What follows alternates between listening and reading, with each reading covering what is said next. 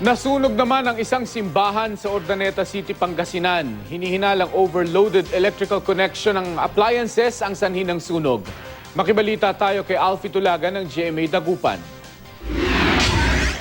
Madaling araw kahapon nang sumiklab ang sunog sa Crossroads Baptist Church sa Barangay Pinmaludpod, Urdaneta City. Mabilis namang naapula ng BFP ang sunog na nagtagal lang ng 10 minuto. Sinasabing ng mga sa initial investigation, sinasabi ng mga occupants na nanggaling daw sa taas yung sunog. So pag nanggaling sa taas, usually maaaring itong electrical ang pinagmulan.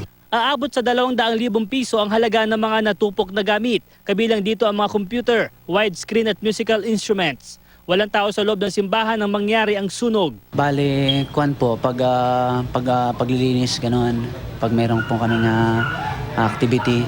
Pero meron pong pumupunta doon pag umaga, gano'n, nag-check. Pero ngayon lang po may nangyari nga gano'n, kaya po maaga kami napunta doon sa church. Kabilang sa tinitig ng sanhi ng sunog ang ilang ulit na pag-spark ng linya ng kuryente sa lugar. Ayon sa BFP, nangyayari ang electrical spark o electrical arc kapag may overloading o hindi natugma ang dami ng ginagamit na appliances sa linya ng kuryente.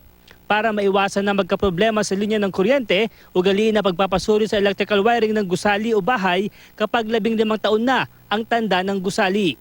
Paalala pa ng BFP. Aalis na sa building, mas maganda siguro kung ibaba ang circuit breaker or fuse box.